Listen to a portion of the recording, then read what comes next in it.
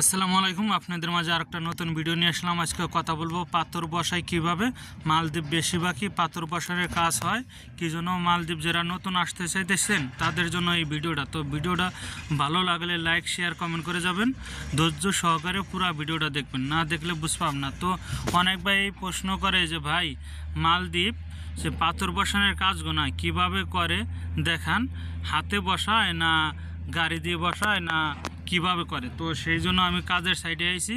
তো আসার পরে কিভাবে পাথর বসাইতেছে আর কীরম কষ্টের কাজ দেখেন। মালদ্বীপ কিন্তু এই পাথর বসানোর কাজটা মোটেই কষ্ট না। ওই দেখাইতেছে হাইমা দিয়ে বসাবে কি ঠিক করবো, হঠাৎ যদি একটা পাথর লাগে কি 2 কেজি 5 কেজি ওজনের কোনখানে গ্যাপ থাকে ওইটাই কিন্তু হাত দিয়ে বসায়। তাছাড়া ওই দেখেন হারতাইছে দেখাইতেছে এই গোনা কাজে।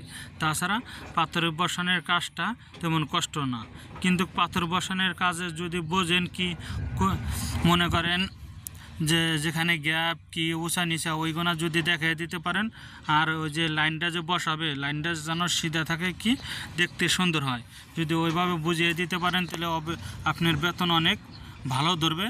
যদি এবার থাকে $300 আপনার কমসে কম $400 বেতন হবে। আর কাজে কামেও তেমন একটা কষ্ট নেই। আপনার পাথর বসানোর কাজটা যদি আপনি বোঝেন তাহলে দেখা যায় যে আপনার অন্য কোনো কাজও করা লাগবে না, ওইটাই মনে করেন সবসময় আপনি থাকবেন। এই সাগরের সাইড দিয়ে মনে করেন পাথর বসাইব, আর মনে করেন একটা করে হাইমার পাশে 3জন 4জন করে লোক থাকে। তো ভিডিওতেই দেখাইতেছি যে কয়জন করে লোক থাকে।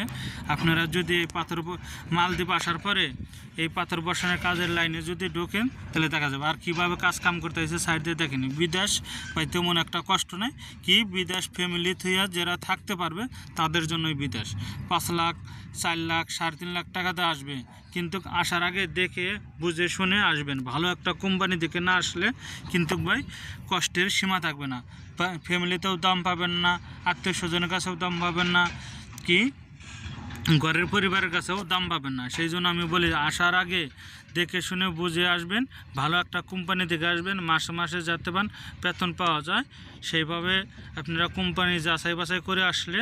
আর আপনজন আপনাদের যদি মালদ্বীপ থাকে অবশ্যই আপনারা আলাপ সালাপ করে জিজ্ঞাসা করে ভালো একটা কোম্পানি দেখে তারপরে আসবেন। মালদ্বীপ কাজে তেমন কষ্ট নাই, কিন্তু ভালো কোম্পানি দেখে কি কোম্পানিতে কাজে কামে কষ্ট নাই, কি কোম্পানি ভালো হবে সেইগুলো কোম্পানিতে যদি আসেন সবথেকে বেটার হবে। কী জন্য আপনারা যেবা সেবা কোম্পানিতে আসার পরে বলবেন যে ভাই আপনি এটা বলছেন এখন না দিয়ে কাজে কষ্ট এটা ওটা, তো কোম্পানি ভালো দেখে আসতে হবে। তো ভিডিওটা ভালো লাগলে অবশ্যই লাইক শেয়ার কমেন্ট করে যাবেন। ভালো থাকবেন, আল্লাহ হাফেজ। পরবর্তী ভিডিওতে আবার দেখা।